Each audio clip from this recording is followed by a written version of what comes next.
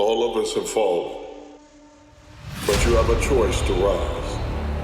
And when you rise, you can also arrive at a better place than you've ever been, with a better mindset than you've ever held. You may write me down in history with your bitter, twisted lies. You may trod me in the dirt, but still, like dust, I'll rise.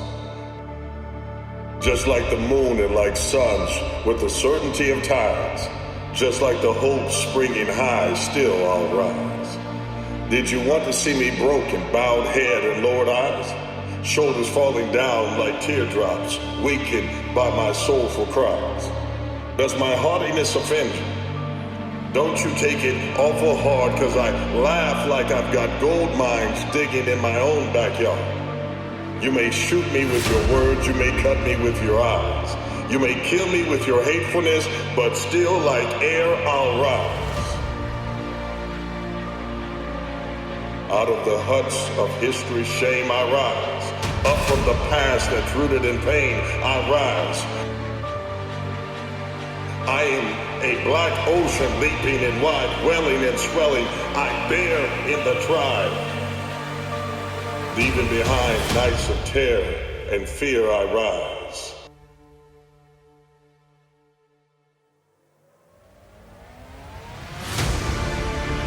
You know how many stories of potential it is in the world? You know how many stories of potential of cats that had the juice, and then you see them 5-10 years later, and they blaming the institution, and they blaming the coach because they didn't have the heart, integrity, and character to show up every single day and do what they said they were gonna do? Stories of potential. Stories of cat telling them how great they were destined to be. When I say bitch, it's not gender specific. It's a mindset. It means weak, soft, feel sorry for yourself. Get your ass up and lace them up. Stay hard.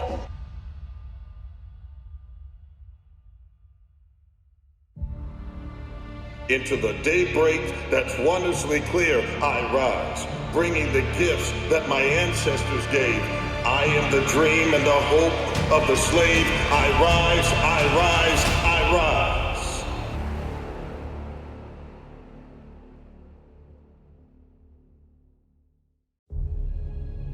That the reason discipline is hard to maintain is because it is hard to maintain.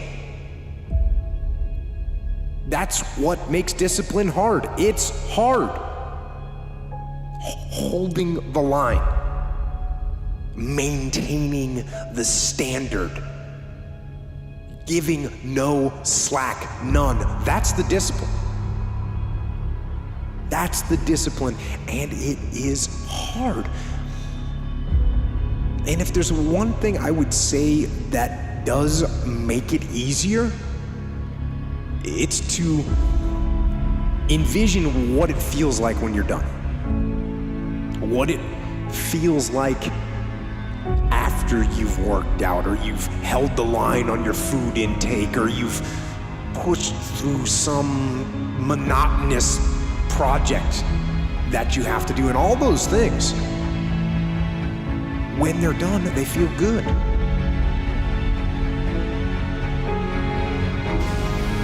Ladies and gentlemen, fear kills dreams.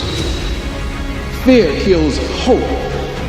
Fear put people in the hospital. Fear can age you. Fear, ladies and gentlemen, can hold you back from doing something that you know within yourself that you're capable of doing, but it will paralyze you. And it seemed like you're in a hypnotic spell. And I ask you a question, what is the benefit? What's the benefit of allowing fear to hold you back? What's the benefit of giving up on yourself, of not stepping out on life and taking life on? What is the benefit for you? What's the plus in that? Vision what you will feel like later when you let the discipline slack. You know the feeling.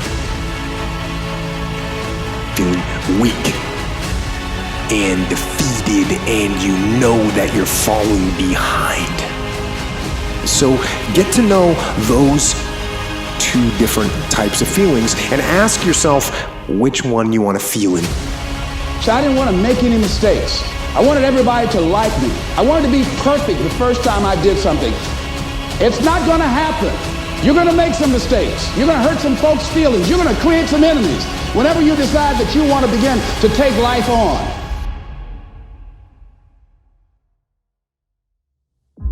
There's things in our life that are controlling how we feel about ourselves. And depending on how those things go, that's how we feel about ourselves. And there's no way inner peace can be experienced when we tie our worth to these things. The greatest war you ever will face in your life, the greatest war you ever will face in your life is right here. Your mind is a battlefield.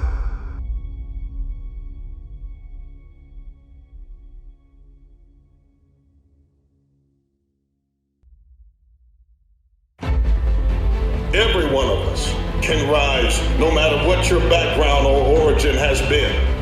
You are not the result of somebody's mistake or sin.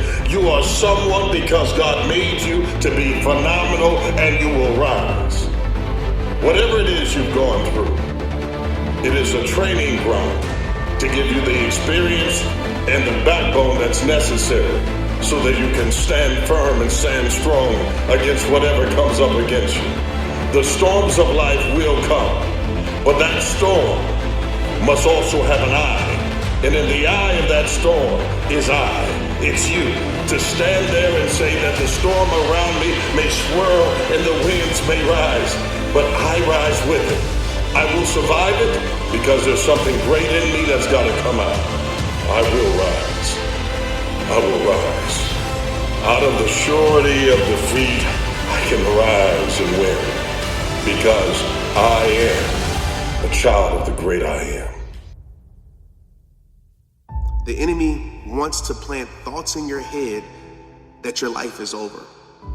Wants to put thoughts in your head that God doesn't love you. Wants to put thoughts in your head that you're not good enough. Wants to put thoughts in your head that you're not worth it. Because the greatest war, it's an internal war.